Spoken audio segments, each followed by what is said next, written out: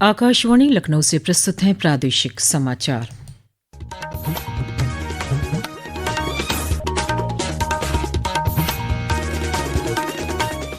मुख्य समाचार। महाकुंभ में पवित्र स्नान करने वालों का आंकड़ा पहुंचा 40 करोड़ के पार। केंद्रीय राज्य मंत्री जितिन प्रसाद और गुजरात के मुख्यमंत्री भूपेंद्र पटेल ने आज लगाई संगम में डुबकी। बड़ी संख्या में महाकुंभ पहुंच रहे श्रद्धालुओं की सुरक्षा के लिए प्रयागराज जंक्शन पर अगले आदेश तक वन वे मूवमेंट लागू। प्लेटफॉर्म नंबर 1 से होगा प्रवेश, सिविल लाइंस गेट से होगा निकास। मिल्कीपुर विधानसभा सीट पर उपचुनाव के लिए कल होगी मतगणना। भाजपा के चंद्रभानु पासवान, सपा के अजीत प्रसाद समेत 10 उम्मीदवारों के भाग्य का होगा फैसला। और राज्यपाल आनंदीबेन पटेल ने राजभवन में 56वीं प्रादेशिक फल, शाक भाजी और पुष्प प्रदर्शनी का किया उद्घाटन। कहा, सशक्त और स्वस्थ भारत के लिए पौष्टिक आहार जरूरी।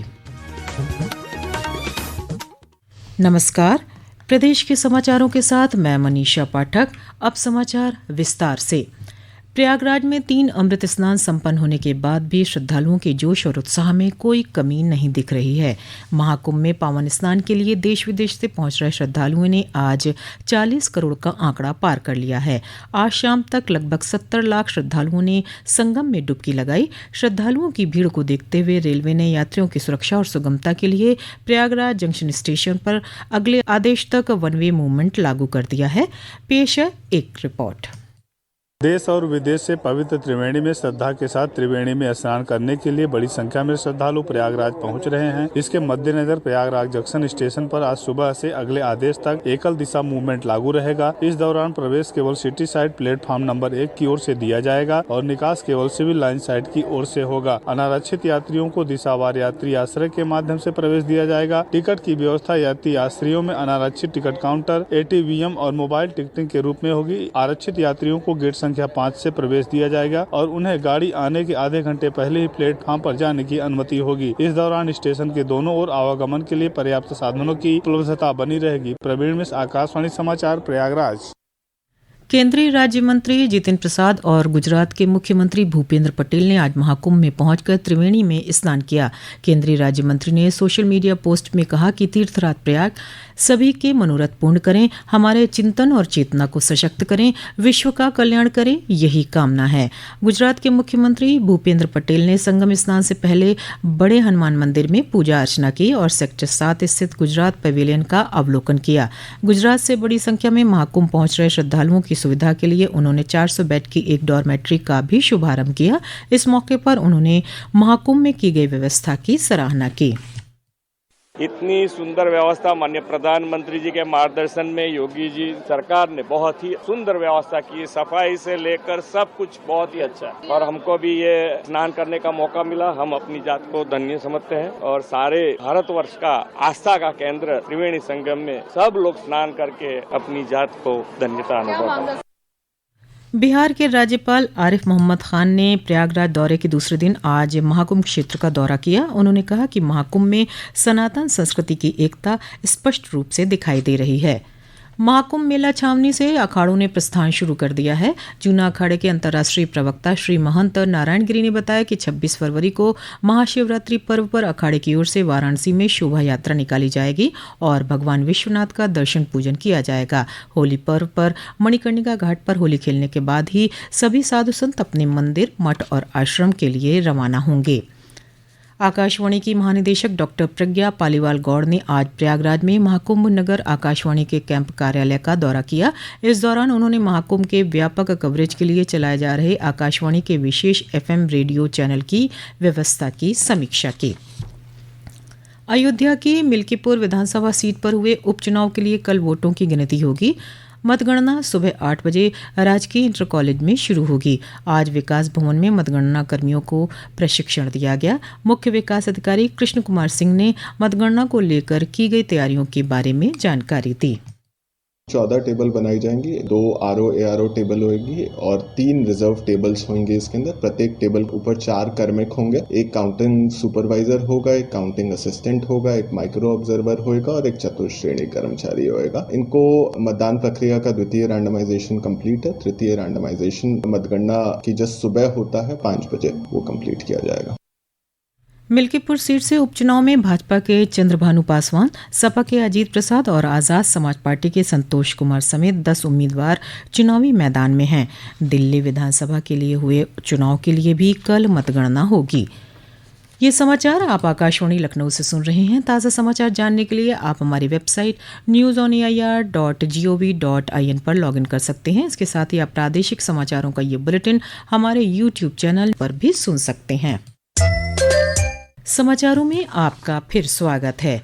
अमेरिका में दिए गए एक विवादास्पद बयान मामले में रायबरेली सांसद और लोकसभा में नेता प्रतिपक्ष राहुल गांधी के खिलाफ वाराणसी की जिला अदालत में दाखिल निगरानी याचिका स्वीकार कर ली गई है।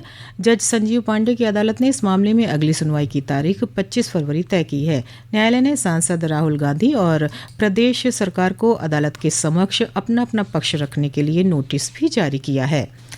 केंद्रीय पर्यटन एवं संस्कृति मंत्री गजेंद्र सिंह शेखावत ने कहा है कि पर्यटन के क्षेत्र में आज भारत अपार संभावनाओं के द्वार पर खड़ा है। उन्होंने कहा कि विश्व के लोग भारत को जानना, समझना, यहां से सीखना चाहते हैं। श्री शेखावत आज ग्रेटर नोएडा में आयोजित 3 दिवसीय अंतर्राष्ट्रीय सम्मेलन के शुभारंभ के अवसर पर लोगों को संबोधित कर रहे थे। श्री शेखावत ने कहा कि कृषि के बाद पर्यटन सबसे अधिक रोजगार प्रदान करने वाला क्षेत्र है। केंद्रीय सामाजिक न्याय और अधिकारिता मंत्रालय की पहल पर दिव्यांगजनों की सुगम्यता के लिए आज लखनऊ, वाराणसी, गोरखपुर और कानपुर में जन जागरूकता यात्रा निकाली गई। वाराणसी में इस यात्रा में विभिन्न संस्थाओं के प्रतिनिधियों समेत बड़ी संख्या में दिव्यांगजन शामिल हुए। लखनऊ में इस यात्रा का नेतृत्व दिव्यांगजन सशक्तिकरण विभाग के प्रमुख सचिव सुभाष चंद्र शर्मा ने किया। राज्यपाल आनंदीबेन पटेल ने आज राजभवन में आयोजित 56वीं प्रादेशिक फल, शाक भाजी एवं पुष्प प्रदर्शनी 2025 का उद्घाटन किया। उन्होंने उत्कृष्ट कार्यों के लिए 12 प्रगतिशील किसानों को सम्मानित भी किया। इस मौके पर प्रदेश के उद्यान राज्य मंत्री दिनेश प्रताप सिंह भी मौजूद रहे। समारोह को संबोधित करते हुए राज्यपाल ने सशक्त और स्वस्थ भारत के निर्माण के लिए संतुलित और पौष्टिक आहार के प्रति जागरूकता बढ़ाए जाने पर बल दिया। इस प्रदर्शनी में लगभग 1700 प्रतिभागी हिस्सा ले रहे हैं। प्रदर्शनी में फूलों से बनाई गई विशालकाय गणपति की प्रतिमा, गृह मंडल, श्री राम जन्मभूमि मंदिर आकर्षण का केंद्र बने हुए हैं। ये प्रदर्शनी 9 फरवरी तक चलेगी। राम मंदिर तीर्थ क्षेत्र न्यास के सदस्य कामेश्वर चौपाल का 68 साल की उम्र में निधन हो गया है। वे पिछले कुछ दिनों से बीमार थे और अस्पताल में भर्ती थे। श्री कामेश्वर चौपाल लंबे समय से राम मंदिर आंदोलन से जुड़े हुए थे। उनके निधन पर प्रधानमंत्री नरेंद्र मोदी और मुख्यमंत्री योगी आदित्यनाथ ने शोक व्यक्त किया है। उत्तराखंड में आयोजित 38वें राष्ट्रीय खेलों में प्रदेश के खिलाड़ियों ने बेहतरीन प्रदर्शन करते हुए तीरंदाजी में 1 स्वर्ण, 1 रजत पदक जीत लिया है। वहीं ताइक्वांडो में क्योरगी की स्पर्धा में प्रदेश के विनीत कुमार को कांस्य पदक मिला है।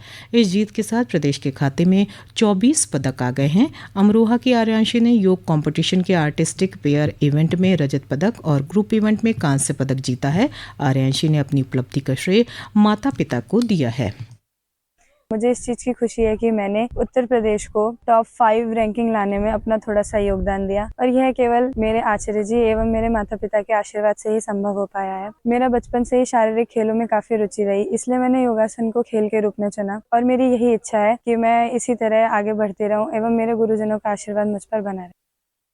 पिछले 24 घंटों के दौरान प्रदेश में मौसम शुष्क रहा। वाराणसी और अयोध्या के आसपास के जिलों में तापमान में गिरावट दर्ज की गई है। वहीं आगरा और उसके आसपास के जिलों में तापमान सामान्य से अधिक रहा।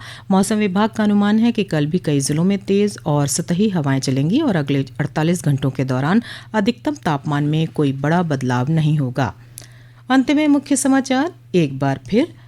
महाकुंभ में पवित्र स्नान करने वालों का आंकड़ा पहुंचा 40 करोड़ के पार। केंद्रीय राज्य मंत्री जितिन प्रसाद और गुजरात के मुख्यमंत्री भूपेंद्र पटेल ने आज लगाई संगम में डुबकी। बड़ी संख्या में महाकुंभ पहुंच रहे श्रद्धालुओं की सुरक्षा के लिए प्रयागराज जंक्शन पर अगले आदेश तक 1 वे मूवमेंट लागू। प्लेटफॉर्म नंबर 1 से होगा प्रवेश, सिविल लाइंस गेट से होगा निकास। मिल्कीपुर विधानसभा सीट पर उपचुनाव के लिए कल होगी मतगणना। भाजपा के चंद्रभानु पासवान, सपा के अजीत प्रसाद समेत 10 उम्मीदवारों के भाग्य का होगा फैसला। और राज्यपाल आनंदीबेन पटेल ने राजभवन में 56वीं प्रादेशिक फल, शाक भाजी और पुष्प प्रदर्शनी का किया उद्घाटन। कहा, सशक्त और स्वस्थ भारत के लिए पौष्टिक आहार जरूरी। इसी के साथ प्रादेशिक समाचारों का ये बुलेटिन समाप्त हुआ। नमस्कार।